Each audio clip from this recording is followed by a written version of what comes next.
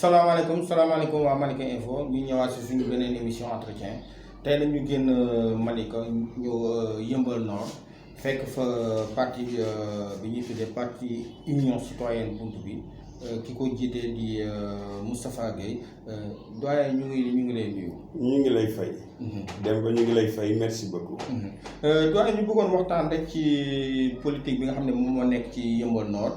balaa boobu dañu bëggoon xam rek parti bi nga xam ne yow moom nga nekk muy parti Union Citoyenne Buntu bi yow yaa ko créé wala. waaw man ak samay camarades ñoo ko créé de par le docteur El Hadji Ibrahima Mbow. depuis kañ ngeen créé parti bi. parti bi ñu ngi ko créé depuis 2007. 2007 février 2007. voilà parti bi mos na dem élection présidentielle élection locale wala législative voilà. waaw foofu damay indi un peu le parcours. voilà. Union citoyenne. citoyenneté dafa jaxasoo. ba kenn xamatul kan mooy citoyen ak ku dul citoyen. mbooloo bari te mbooloo ak booloo bokkuñu.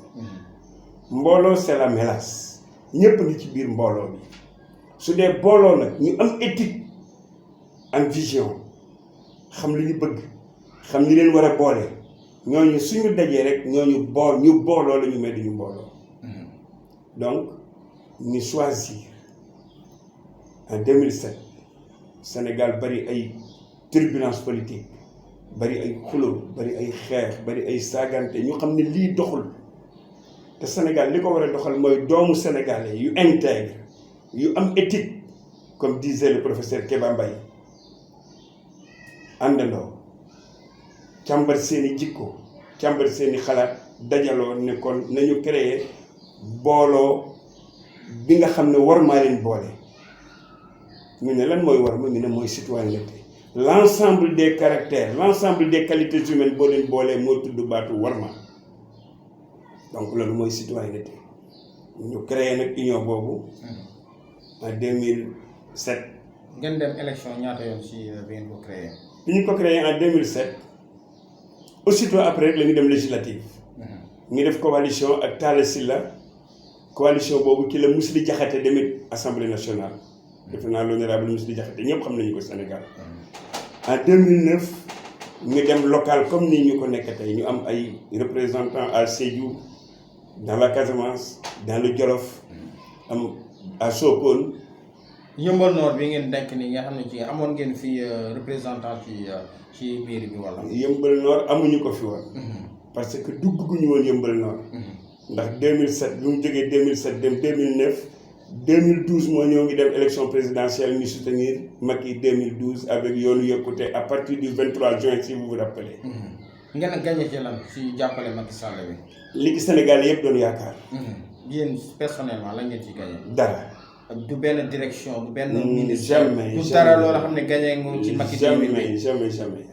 jamais rien. séddu woo leen comme gars yi ñu séddoo comme la mooy indi position boobu noonu ngeen bañ a séddu te ngeen dem ci Macky 2000 bi ñàkk am poids la wala la. waaw foofu dama fi ñëw tuuti ñu bàyyi xel ñun Sénégal ñoo ñu cautionné Sénégal avait cautionné tous les partis politiques. ñu jàppale Macky Sall du 23 juin à 2012 après les assises. pourquoi choix Macky Sall bi tey demoo leen jàppale Ablaye Wade comme coalition ngeen yor mënu ngeen dem jàppale Ablaye Wade comme président la woon wala day la bëgg a def sànneendoo xeer bi rek comme tout le monde. non laisse-moi venir déedéet booba Sénégal yëpp ñoo àndandoo suur. en 2000 Sénégal yëpp ñoo àndandoo woon suur Abdou Diouf. c'est vrai. Quand je dis toujours Sénégal yëpp je parle de la majorité vers la minorité. majorité sénégalais yi ñoo bañoon moo tax Ablaye Wade di ñëw. ci forme de coalition. mais 2012. en 2012. nous sommes tous partis sous forme de coalition. parce que le 23 juin c'était ne touche pas ma constitution. c'est ce qui a motivé toi j'en suis persuadé. c'est ce qui a motivé toi lui l'autre et moi. ñu àndandoo dem. pour soutenir le mieux offrant.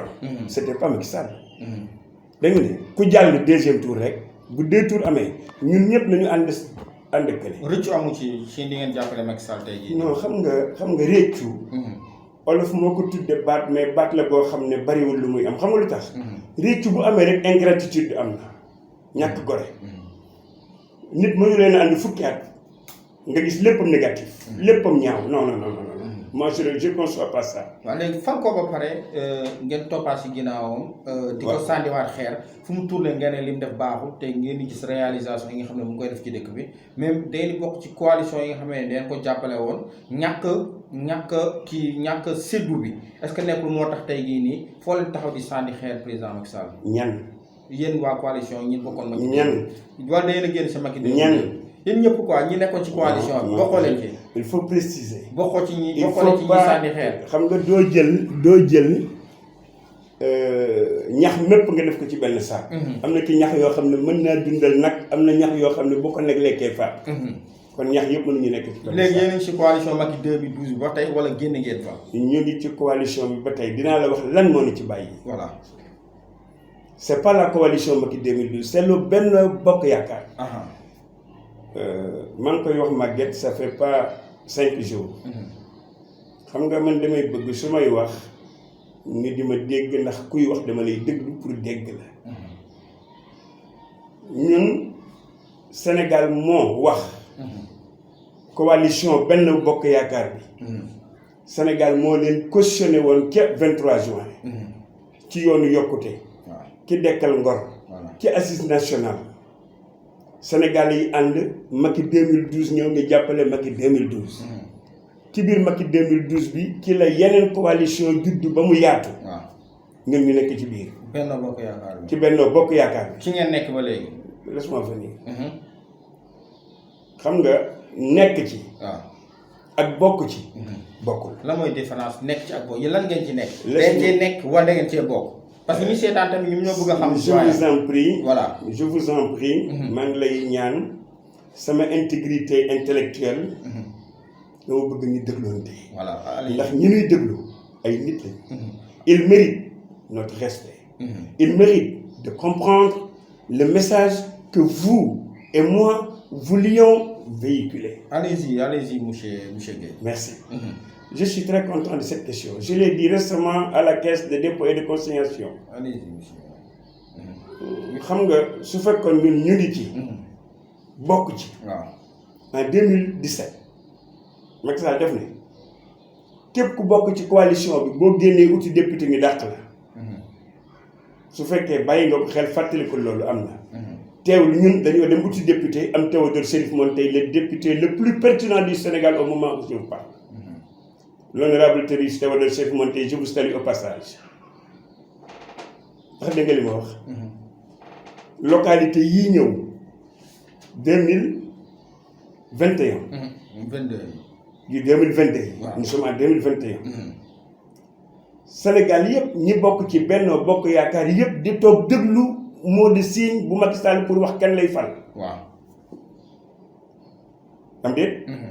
mais ñun man sama 30 millions. maa ko jëkk fay ci caisse de consignation et de dépôt. man maa jëkk fay 30 millions avec mon parti. Nous avons 130 représentants à travers le Sénégal. ñun ñëpp ñuy union citoyenne buntu bi. ce qui veut dire loolu mooy tekki ne. ñun dañ cee nekk ndax sénégalais yi ñoo ñu waxoon ne. ànd leen ci su ngeen gisee lu jub ngeen acclamé su ngeen gisee lu dëng ngeen wax ñu ko. ñi ci nekk ñëpp na génnaat lan moo tax ñu génnaat sedduwuñu ñu mel génn sànni xeer. ñun nag du ñu sànnikati xeer. bu ñu gisee lu baax ñu wax ko suñu gisee lu bon ñu wax ko suñu laajee conseil ñu jël suñu conseil bind jox ko su ko jëfee ça l'engage su ko jëfewul ça l'engage mais nous avons fait notre devoir de citoyen engagé qui est là pour servir le Sénégal je vais vous dire maa ngi lay wax ñun dañu war a am kerse ci Sénégal kerse bokkul ak gàcce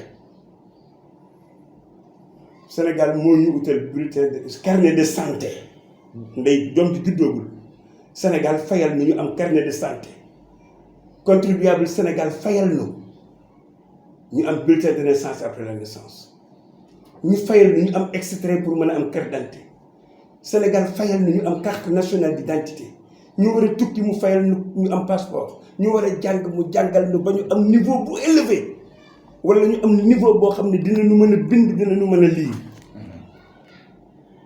suñu ko waree delloo naar ba xoromam wala battu ba ñu delloo ko ca ndaala du lu ñu gis lu ñu naqari rek génn ci nguur gi wala ñu génn ci kii gi wala ñu dem taxaw sànni xeer non dañ koy def objectivité dañ koy def objectivement dañ koy def ci anam yi mu gën a selle c'est-à-dire un journaliste de la radio municipale de Dakar m'a posé cette même question su ma gisaal defee erreur di ngeen ko wax ma ne ko ñun ay noble lañu dañu ñoo jur fan ñu war a juree yar nu fan na war a yare dundal ni ci teranga ak aaday Sénégal kon mooy kilifa doo ko wax dëgg lu dul da ngay jël dëgg gi teg ci wetam moom moo xam nu ma koy jariñoo waaye sa kilifa nga wax ko dëgg ci mbooloo ñun bokkuñu ci ñooñu. mais doyen Moustapha Gueye lan moo tax tey jii nii Benno Bokk Yaakaar bi nga xam ne yow nee ngeen ci ngeen bokk ba tey. président Macky Sall tànn fi candidat muy Daouda Ndiaye teg ko tête de liste bu jiite coalition bi lu tax demoo leen ànd ak moom pour liggéey. parce que ñun bokkuñu ci loolu dama dañ caa nekk waaye bokkuñu ci xanaa dégg li ma la wax. dañu caa nekk. pour le compte des Sénégalais mais pas pour le compte d'un parti ou d'une personne. mais lu tax mënoo leen génn foofu kon ngeen def seen yëfu bopp tax a dëgëral seen yëf. on va trahir les Sénégalais. je vais vous dire. allez-y allez-y. wax naa la ko léegi. waaw nee naa lu Sénégal ñoo ñu cautionné. ñu dem nekk fa di leen saytul li nga xam ne kii moom lay def. mu indi Sénégal émergent indi yeneen. ñu di ci ànd ak moom waaye fu ñu gis faay rek dinañ ko bind wax ko ne ko faay bi lii la. su fekkee muy jot seen i message di ngeen koy wax faay yi ngeen koy wax est-ce que mu ngi koy jëfee. loolu ça l'engage. c'est pas à moi de dire. Monsieur le Président, est-ce que vous les failles que l'Union citoyenne vous fait remarquer vous les exécutez ou non. C'est à vous de vous présenter cette question mais pas à moi je réponds pas à sa place. voilà dañu gis ne da nga tukki woon depuis 4 ans yaa ngi fi da nga ñibbi si pour politique moo ñi war da nga ñëw pour investir si dëkk bi. xam nga immigration dinaa la ci wax lu doy kéemaan beaucoup ñu bëri ci ñun ñiy dem bitim réew dañu dem rek defe ne bitim réew xaalis gi fa war a uti fekk loolu daf na fay tardeel wërsëg yàlla moo koy jox ku ko soob kon su fekkee da nga dem tukki ne wërsëg laay wuti boo ko amul doo gaaw a ñibbi kuy tukki xam-xam mooy tax nga uti man nag dem naa sant naa yàlla am naa xam-xam duma la wax nag ci yenn domaine waaye am naa xam-xam boobu mu am na bi ma ñëwee fii aw ma woon décision pour toog fi ne dama ñëwoon rek pour visiter sama famille def ak ñoom quelque temps comme géej naa ñëw di toog ay un an et demi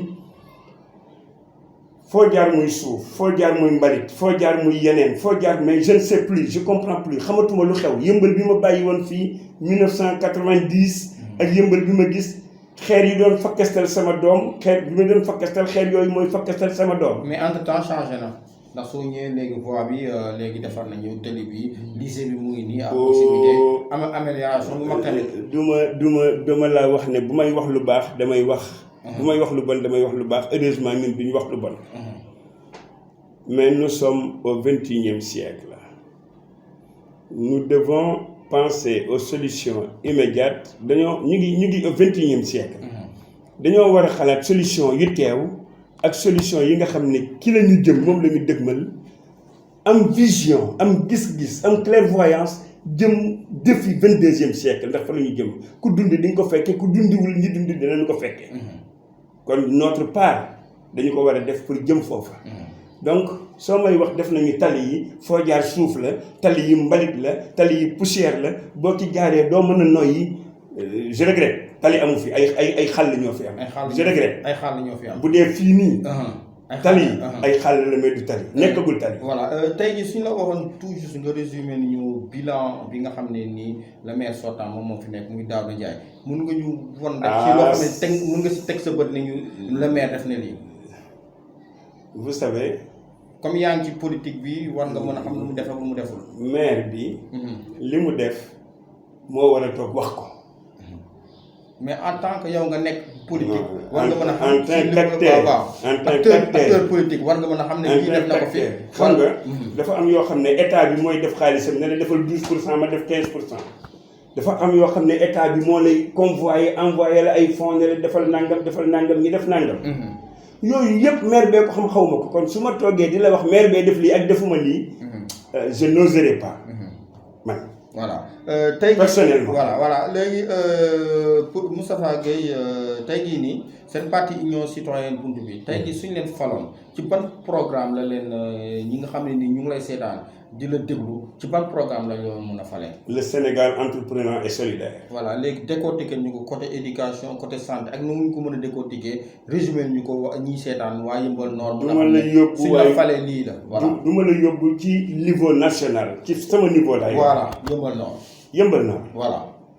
Yeumbeul Nord dama am période boo xam ne dama ko sant ay nit ñu defal ma diagnostic jigéen ñi nga xam ne dañuy dem ay micro projet di def finance di def ay microfinance ñu defal ma pendant 18 mois ñu defal ma diagnostic gisuñu ci kenn ku am kër ci liggéey jigéen ñi liggéey dama lay wax sax lu gën a grave téeméeri jigéen ñu ne juróom-ñeent fukki jigéen yi ak juróom-ñett ay bor lañu am neexuma man nag am naa programme politique bu tudd programme économique bu tudd programme aquarium économique bu nu yàlla dimbalee bu nu faloo dinaa fexe stabilisation économique maanaam jigéen ñi ak ndaw ñi bu ma waxee ndaw ñi nag ku amul 18 ans bokkoo ci ndaw ñi ndax boo amul 18 ans rek jàngale na sant boo xasee am 18 ans nag lu war sa baay rek war na la donc de 18 ans vers 55 ans ak jigéen de 13 ans à 70 ans dinaa fexe ñu leen dajale ñu am seen stabilité économique ci xam-xam nañu koy teg ba bu ëllëgee jigéen ñi dinañu mën a seen biir kër saytu seen kër saytu seen njaboot saytu seeni borom kër xale yi mën a amal seen bopp ñaar dërëm yoo xam ne suñu waree def fourniture scolaire mën nañu ko jëndal seen bopp suñu waree def inscription mën nañu ko jëndal seen bopp suñu waree dem di liggéey di def ay cours du soir pour devenir quelqu'un demain ñoo koy defal seen bopp loolu ça fait partie du programme de la stabilisation économique des jeunes et des femmes. Voilà. Ça c'est le premier point. Voilà. Le deuxième point dañuy wax ne sécurité dëkk bi wóorul amul sécurité xam naa ci dara. ndax ñun bi ñu nekkee xale ci buntu kër gi fi la ñuy attaaya bu minuit ñu tëdd ci basang gi ba asamaan set kenn ñemeetu ko.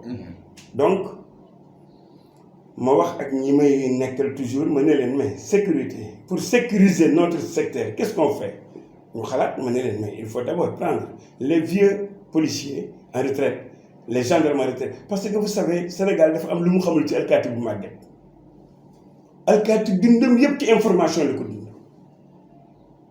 alkaati gendarme un gendarme bu am benn V MDL la ci États-Unis maanaam boo amee benn V officier de police judiciaire nga benn V fii ñu gendarme am benn V retraité ñu yemale ko ak mbalit meeg pataas beeg lu kenn xamul ça c'est très grave donc on va prendre les gendarmes en retraite qui n'ont vécu que nga xam ne information lañu dund toute leur vie ñu boole leen ñoom ak paramilitaires yi retraité alkaati yi ñoom douaniers yi ñu waxtaan ak ñoom mairie bi di leen rémunérer loo xam ne dinañ ci gis seen bopp ñu nekk nag en symbiose avec les chefs de quartier avec les délégués de quartier si je ne m'abuse des délégués de quartier suñu nekkandoo lëkkaloo bari na luy dugg ci dëkk ci safaan jógewul ci biti dëkk ba doomi dëkk ba ñoo ko tàmbalee def ba tàmbalee jël ñeneen di indi nga di ko def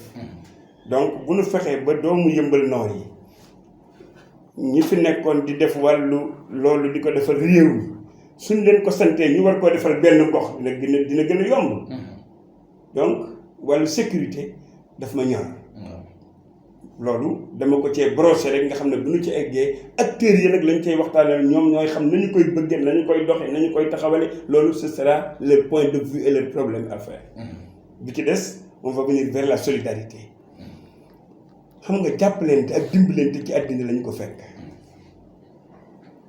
te nit ki di nga soxla sax dem ci moom am kersa dem ba egg këram la nga ko bëggoon wax doo ko wax ndax la nga koy fekke tax doo ko wax la taxoon a jóg mais su fekkee stabilité économique boobu am na ci jeunes yi ak ci jigéen ñi nit du man bés bu jot soo demee sa kër naatangoo kër Omar ne quoi man de dama soxla woon nangam Omar dina la ko mën a jox ndax dina xam ne am nga loo ko fayee te yow it xam nga ne Omar lii mu la joxu la li fi nekk lépp waaye jox na la rek lu tolloog la nga soxla loolu dina dox diggante nit ak nit pour ñu mën a xam fi ñu seenu dund ci ngor donc solidarité bi pour dekkal le mieux vivre ensemble solidarité bi pour dekkal ngor gi nga xam ne moo doon dox ci diggante nit ñi les valeurs les vertus solidarité bi loolu laa bëgg mu dellu si waat ci diggante nit ñi ñu amal confiance ci seen biir à partir de ça maintenant on vient vers la sécurité vers la salubrité c'est le troisième point dans le deuxième titre xam nga set dafa baax te mbalit dafa bari ci réew mi trop xëy na sax mbëbës suma la koy wax doo xam li ma lay wax mais lu garaaw la mbëbës gi lu garaaw la lu ñu fa mënti def lu dul jële ko fa éradiquer ko mu jeex tàkk defaguñu dara ma la ko wax mais projet mu ngi fa boo xam ne projet boo xam ne président Macky Sall instauré na ko fa. boo war a démarrer pour entreprise wax dañ ko fay def pour recyclage. jusqu'à ce que je ne vois pas je ne vois pas jusqu'à ce que je vois je ne vois pas jusqu'à ce qu'il n'y a pas il n'y a pas. ok ñu continuer ci programme bi. ndax ok merci beaucoup. voilà xam nga salubrité dafa war a tàmbalee ci Afrique li ñu tardeel mooy du ñu boole acteurs yi ci mbir mi nit ñi. dëkk bi dañ leen a war a boole. ci li nga xam ne moom la ñuy def. d'accord merci. voilà xam nga nit ñi dañ leen a war a boole ci associer les personnes aux décisions étatiques maanaam bu ñu nee tey ngénte am na Mariétou ñu dem ci fi ñuy def ngénte li dinañu fa def canette dinañu fa def mbuusu ndox bu affaire bi tasee looy gis yow. ñu tasaare ko sànni ko. mu tax fu ne.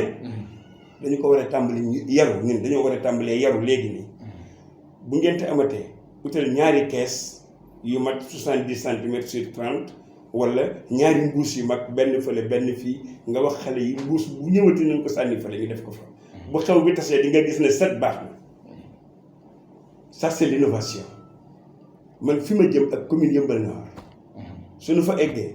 sama mbalit dootul dem ba bés su ma ko état bi nangulee rek laa wax je ne défie pas l'état mais buntu kër bu ne dinaa fa teg ñaari bidon bii di def plastique bii di def kayit biir kër gi dinaa fa def bidon bu mag muy def les encombrants civils mooy dàll yu yàqu yi yére yu yàqu yi ainsi de suite ça c'est les encombrants civils ñu def fa benn bidon boo xam ne ce sont les ordures ménagères.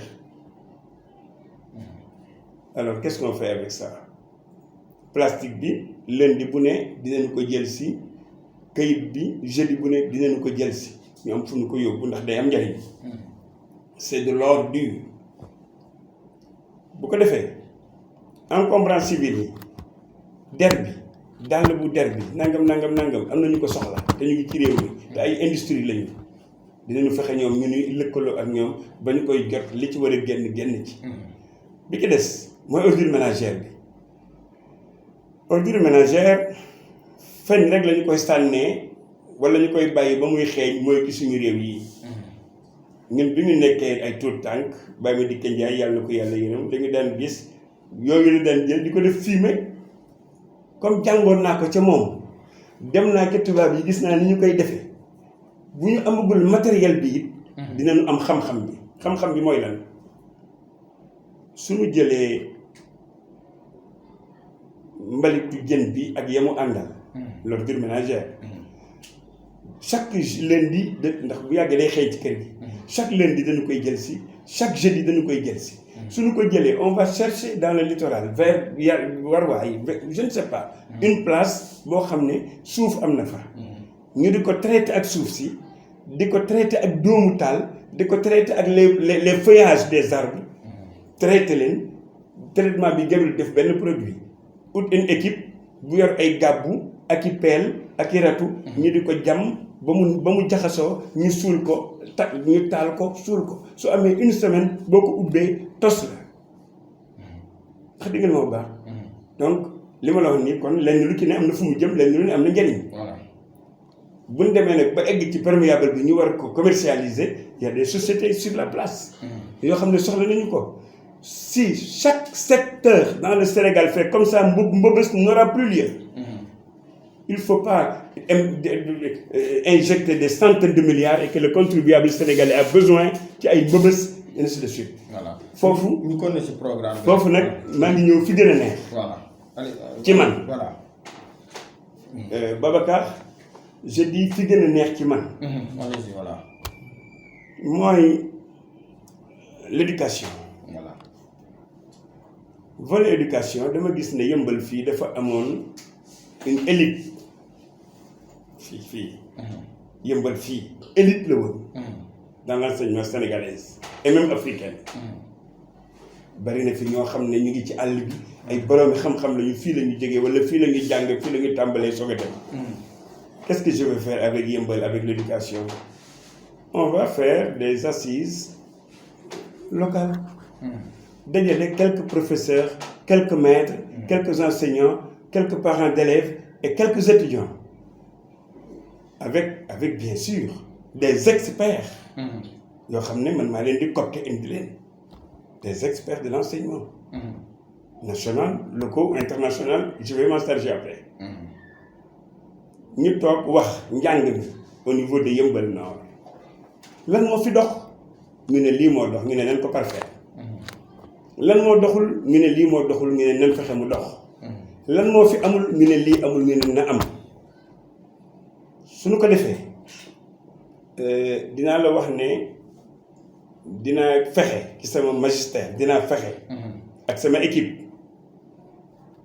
ba on va donner la priorité aux sciences parce que addina mu ngi dem à vélocité mu ngi dem ak gaawaayu lumière suñu fi toogee di xaar rek monsieur la plume non l'art la culture là ça va pas dans ce sens-là. L'art la culture c'est une autre chose, c'est pas la littérature, c'est pas non, on va vers les sciences.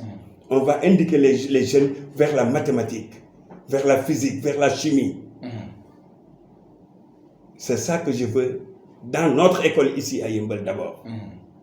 Pour que xale yi mën a bokk ci nouvelle technologie bi mën a bokk ci science yi nga xam ne bu ëllëgee jusqu'à la NASA fu ñu leen tudd leen pourquoi pas ñu science yaay am NASA ñu mën koo mën a am Yeumbeul wala Sénégal. foofu lañ jëm.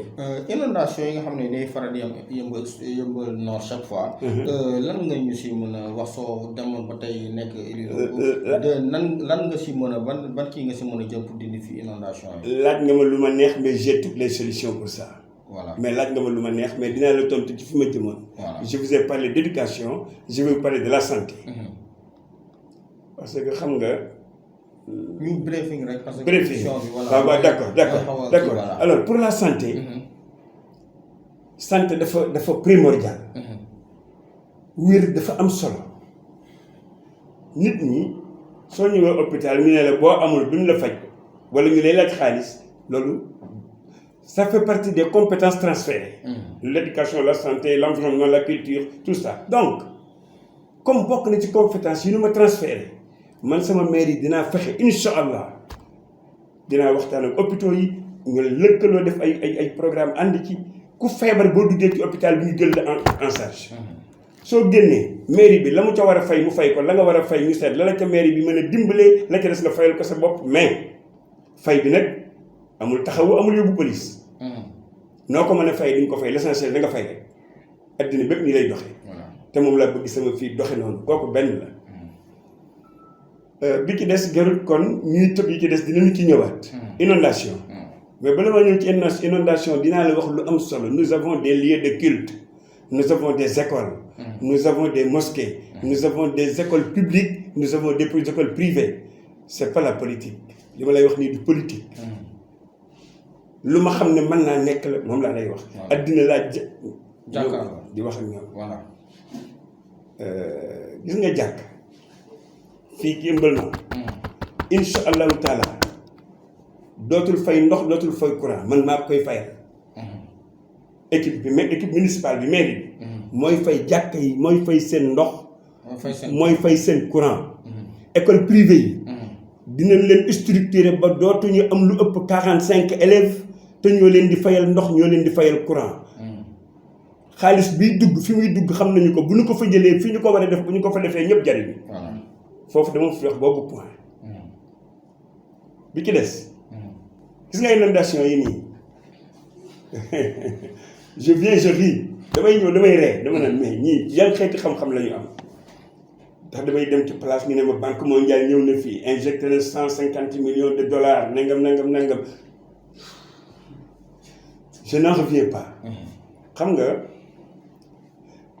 dafa am ñeent yoo xam ne dafa am ci solo réew wala gox-goxaan soo ko bëggee jiite day fekk nga am fa kilifa am fa looy rus am fa looy ragal am fa looy jomb mooy tax nga mën a jiite ñooña bi ci des ay nit soo leen waree jiite day fekk nga xam seen ngor xam seen juddu xam seen cosaan xam seen éthique pour mën a ànd ak ñoom pour jiite leen juróom-ñett yi boo ko amul ci gox boo leen jiitee xam nga loo leen di def ay jaam nga leen di def loolu moo dal Sénégal partout loolu laa bëgg mën mu jóge fii ci sama côté ak union citoyenne loolu la ñuy xeex union citoyenne foofu dem ci Sénégal ka fa jiitu moo fa dëkk moo fa nangam ainsi de suite su jaaree ci dëkk bi je salue Edouard Lambal depuis Oussouye maa ngi lay nuyu Edouard day doxe këram dem mairie ba day doxe mairie bi jëm këram te mbedd bi mu jaar tey bokk la bi mu jaaroon démb union citoyenne loolu lay dund donc ndox mi saafara ko du mën a yomb na mais dafa war te mën naa nekk lu tax mu mën a nekk je l'ai dit à un cousin ça fait pas 2 jours pour mu gëm ko mu dem vérifier li ma ko wax mu woo ma ne ma waay sa waay est-ce que xam nga li nga doon wax dëgg la ma ne ko lu ma la ma sa wax dëgg la man jomb naa wax du dul dëgg en 1970 vers les années 70 il y a eu la sécheresse au Sénégal. C'est l'histoire qui nous l'a appris, hein. 1969, 70 jusqu'en 1975, jusqu'en 1980, il y a eu la sécheresse au Sénégal. bi nga xam ne ndox mi amatul tawatul àll bi nag yi di dee amatuñu gerte amatuñu dugub amatuñu ñebbe Ndakaaru Yëmbal fii amoon na fukki dex ak ñett xam nga lan mooy dex lac Yëmbal amoon na 13 lacs je vais vous le mettre dans mes droits 13 lacs Yëmbal amoon na ko au moment de la sécheresse ndox mi ñiis dex yi dem voilà avec l'exode rural nit ñi ñëw dëkk si dëkk si ndox mi dëkk ci ndox mi avec la complicité bien sûr des autochtones avec la complicité de ceux qui bouffent des hommes influents ñu dëkk ci ndox mi léegi ndox mi bu ñëwaatee vous savez la nature a horreur du vide ndox mi dellu si fa mu xamoon foofa la dem mu dem fekk ñu occupé ko nu muy def day flotter am déet waaw merci ndox mi tàmbalee flotter ñuy wax inondation c'est pas de l'inondation ñu jëli ay experts ñu ñëw banque mondiale ñëw ñu def ci ay xaalis ñuy créer ay plan jaxaay ay plan nangam mais j'étais ébahi quand j'ai entendu ça. J'ai dit pourquoi ne pas redrainer les lacs lac bi ña fa ne ca kaw lac ba nga fay jël yóbbu leen feneen fu gën foofa redrainer lac bi mu nekkaat un lac ndox yi di ñëw di fi ñibbisi les nappes souterraines di daw di converger foofa. Je vais vous dire mieux encore les experts que la Banque mondiale et la complicité d'intellectuels peut-être véreux, d'intellectuels incompétents, d'intellectuels peut-être cupides mais ñàkkul xam-xam ñu ne dañuy defar ay bassin di jël ndox mi di ko sànni géej mais xale yu ndaw yi sax xam ne ndoxu géej ak ndoxu dex du ñu ànd kon suñu ko fa yóbboo ndox mi day dellu siwaat sous forme d'embrun wala muy ñëw guddi bu étalé woo ba ci raay bi buy dellu ndox mu sedd mi ndox mu lewet mi lay bàyyi yóbbu ndoxu géej bi nappe bi di gën a fees. Donc qu'est-ce qu'ils ont fait? Ils ont mangé de l'argent mais ils n'ont rien fait. Alors pour éviter cela maintenant il faut redrainer les lacs. Lac yi nañu ko gasaat mu nekkaat ay def ndox mi di ñëw di fa ñibbisi su ko defee dañu koy liggéey bu silvissé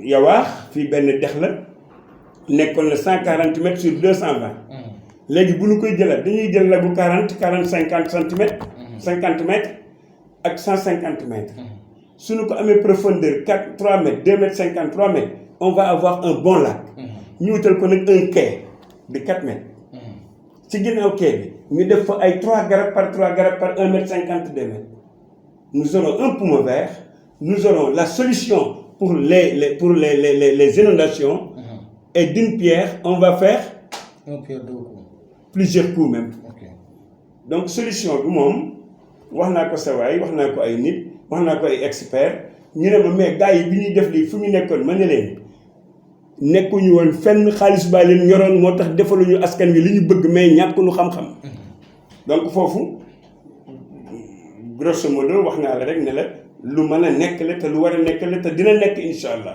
programme bi lan nga si bëggoon wax rek loo xam ne waxuñu ko si comme ñu mën a tënk émission lan nga si bëggoon wax loo xam ne bëggoon nga ko wax te génne woo. li ma ci bëggoon wax mooy ñu bàyyi xel rek xam ne mécaniciens yi ak électriciens yi ak menuisiers yi nekk ci mbedd yi ak tawtal yi man leen di wax ne loolu gënalu leen ñi leen war a teg fu ngeen ne teguñu leen fa te faw ngeen dund ndax ci dëkk bi ngeen bokk moo tax ngeen nekk foofa waaye incha allah man dinaa leen utal maag sama équipe des zones industrielles yoo xam ne dinañu jël dans les 4 secteurs yi nga xam ne ñoo nekk limitrophe Yeumbeul Nord fu mu fi mën a nekk dinañu ko uti un minimum de 4 fois 2000 3000 mètres carrés ñu defal leen ko ba mu méngoo ak jamono ñu féetale leen fa. je vais vous dire mieux encore su ma leen fa yóbboo ba pare dinaa fexe ba dootu leen dem di foncer di fa jëndi ay marchandises waaye samay équipe ak samay compétence samay xam-xam ñooy dem Europe di leen jëndal matériels yi di leen ko indil ngeen di ko jaay di delloo ngeen war a delloo. yéen waa Yeumbeul man da ngeen ma bàyyi xel li ma leen di wax bés bu ngeen ma falee maire fii ci seen dëkk bii kenn kuy signé këyit dootuma ko may nit ñëw di ut këyit mun naa ko xaaral ba suba dootul amati. jeex na kenn dootul ñëwati ne dama bëgg gis maire ñu ne leen jëlal audience ak ginnaaw suba je vais organiser des audiences foraines des audiences yoo xam ne man maire bi mag waa dëkk bi guddi ak bëccëg ñooy toogandoo ñooy waxandoo lu ñu war a def ñoo koy def te les premiers partenaires ce ne serait pas l'Occident ce sera mais l'article 3 de la décentralisation loolu la wax les premiers partenaires ce sont les locaux mais bu fekkee yow maire bi juboo ku mel ni Amath Sow yàlla na ko yàlla guddal faram te bàyyi ko fi ku mel ni Ibrahima Diop ku mel ni keneen nga xam ne ay mais Amadou Sow gàcc ngaa la am da doon yalwaan di jàng alxuraan dem ba yàgg muy bëccëg juróom mais kooku dem ba am bitig boo jàngee jóge tubaab rek ñu naan ko amoo xam-xam yow yaay kan je vais vous dire dans sama biir conseil municipal amul ci kenn ku ma sa def politique ku ci ne ñi ci nekk ñëpp ay dawalkatu sareet lañu ay menuisier lañu ay docteur lañu en sciences économiques ay nangam lañu ay ingénieur lañu ay jaaykatu bisaab lañu parce que kii jaay bisaab am 200 francs jënd mbuusu bisaab tàmbalee jaay bisaab au bout de 6 mois mu mën a am capitalu 200 000 wala 150 000 soo ko nee amoo xam-xam da nga koy yàpp mais moo la ëpp xam-xam ñooñu nag laa dajale ci sama conseil ñu àndandoo liggéey Sénégal ndax man gëm naa ne kiy dem jawbe ak 100 000 francs jënd fi bil de géej indi ko ñu def 6 mois 7 mois 8 mois mu mën a dem jënd juróomi bil de géej ñu def 1 an mu tabax kër kooku boo ko nee amoo xam-xam da nga koy yàpp mais ñooñu ñoo am xam-xam man nag ñooñu la bëgg àndal ñu liggéeyat Sénégal donc dans le Sénégal entreprenant et solidaire on a 5 points les priorités universelles moi l'habitat, l'électricité, la santé et l'éducation. ñooñu dama leen privilégié suñu demee ci dynamisme bi nga xam ne moo jëm ci wàllu diplomatie on va refondre notre diplomatie on va donner la méritocratie dans la diplomatie. voilà fi ma bëgg ñu tëjee rek. mooy police bi nga xam ne moo ngi fi seen zone bi. police su yëmbal nord bi. soo demee tey ba falu nan nga bëgg a liggéey ak ñoom. maa ngi remercier d'abord le sous-préfet et ses adjoints. maa ngi nuyu le commissaire les commandants et tout le corps de la police de Yeumbeul Nord maa ngi leen di remercier ci liggéey bi ñuy def ñu di ko gis rafetlu ko ci anam yépp nag kon dama lay wax rek ne su yàlla dogalee ñu jël mairie bi lu demee ni préfecture lu demee ni police bi incha allah dinaa fexe ba at weer wu dee un minimum de rotation de 100 litres de gasoil ou d'essence dinaa leen koy attribuer pour liggéey bi ñu gën koo mën a def te dootuñu am yenn jafe-jafe yi. Je remercie leur courage leur bravoure maa ngi saluer maa ngi gërëm yàlla ki seen njub ki seen courage mooy ki seen dëggu.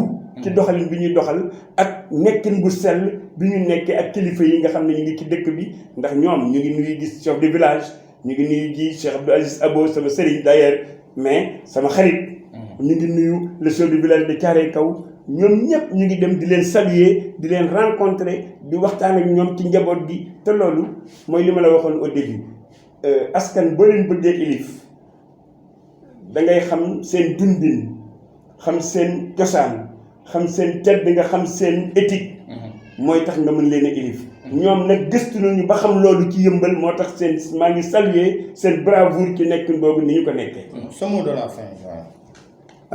Le mot de la fin, je vous remercie, vous l'équipe qui m'avait permis d'élucider certains. waaw yéen équipe bi nga xam ne maa ngi leen di sant c'est le mot de la fin. Vous savez le journalisme comme je vous l'ai dit auparavant xam nga journalisme. ak ñu ngi koy tuddee d'ailleurs ñu ngi koy tuddee le 4e pouvoir xaw ma le 5e pouvoir xam nga journalisme ak démocratie ak multipartisme ak parlementaire yii nit ñi dañoo xamul mooy lan